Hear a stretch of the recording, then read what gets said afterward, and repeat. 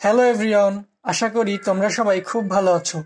তো ভাইয়ারা, আমরা আজকে এসএসসি রসায়নের গুরুত্বপূর্ণ একটি টপিক পিএইচ নিয়ে আলোচনা করব। তো চলো শুরু করা যাক। পিএইচ, দেখো লেখা আছে pH equal minus log of hydrogen ion. রসায়নে যদি কোথাও থার্ড ব্র্যাকেট ইউজ করা হয় তাহলে সেটাকে দ্বারা আমরা ঘনমাত্রা বুঝি। এইচ প্লাস একটি আয়ন, তাহলে এইচ প্লাস আয়নের ঘনমাত্রা, এবং লগ লগ দ্বারা লগারিদমকে বোঝানো হয়, আর মাইনাস আছে যেন নেগেটিভ লগারিদম। তাহলে এর যে সংজ্ঞা হবে, পিএইচ এর সংজ্ঞা আমরা লিখি: কোন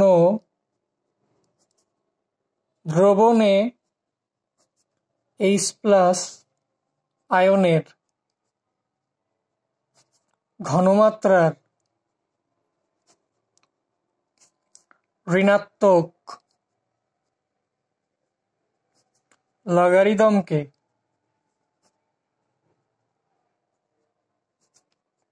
পিএইচ বলে। তাহলে pH equal minus log of hydrogen ion. তাহলে এভাবে আমরা পিওএইচ এর সংজ্ঞাও দিতে পারি। পিওএইচ ওই একই রকম, কোন দ্রবণে হাইড্রক্সিল আয়নের ঘনমাত্রার ঋণাত্মক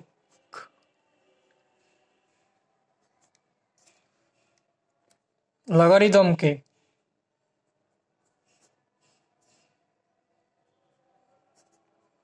পিওএইচ বলে। পিএইচ নির্ণয় করা হয় অ্যাসিডের জন্য, আর পিওএইচ নির্ণয় করা হয় ক্ষারের জন্য। তো আমাদের আরেকটা ইনফরমেশন খুব মনে রাখতে হবে, 25°C টেম্পারেচারে পিএইচ প্লাস পিওএইচ এর মান 14 হয়। কারণ অনেক সময় আমাদের পিওএইচ দেওয়া থাকে, পিএইচটা 14 থেকে বিয়োগ করে দিলেই পিএইচ পাওয়া যায়। আরও একটি ইনফরমেশন আমাদেরকে মাথায় রাখতে হবে, বিশুদ্ধ পানির পিএইচ। বিশুদ্ধ পানির পিএইচ হয় 7।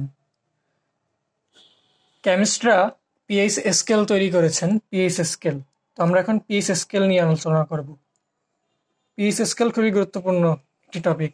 তো পিএইচ এর যে রেঞ্জ হয় পিএইচ স্কেল অনুসারে, সেটি হয় 0 থেকে 14 পর্যন্ত। তো আসলে আমরা পিএইচ স্কেলটা অঙ্কন করি। পিএইচ স্কেলে সর্ব বামে থাকে 0, সর্ব ডানে থাকে 14, মাঝখানে 7। এটি হচ্ছে নিরপেক্ষ বা প্রশম বিন্দু। 0 অর্থাৎ এখানে 0 থেকে 7 পর্যন্ত এটি হচ্ছে অ্যাসিডীয় বা অম্লীয়, আর 7 থেকে 14 পর্যন্ত হচ্ছে ক্ষারীয়। আশা করি তোমরা বুঝতে পেরেছো। তা আরেকটা ইনফরমেশন তোমরা জেনে রাখবে, 0 থেকে 3 পর্যন্ত হচ্ছে তীব্র অম্ল, আর 3 থেকে 7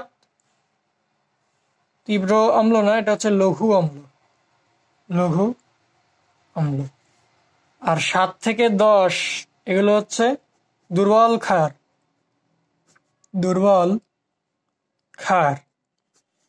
আর 10 থেকে 14 হলো সবল ক্ষার। পিএইচ এর মান যত কম হবে অ্যাসিডটি তত শক্তিশালী হবে, ও পিএইচ এর ক্ষেত্রে তার পরিপূর্ণ উল্টো। পিওএইচ এর মান যত বেশি হবে দ্রবণটি তত ক্ষারীয় হবে। পিএইচ আর পিওএইচ এর এই কনসেপ্টগুলো আমাদের প্রয়োজন হবে পিএইচ স্কেল অনুসারে। পিএইচ এর যদি আমরা মান কমিয়ে দিই তাহলে অ্যাসিডের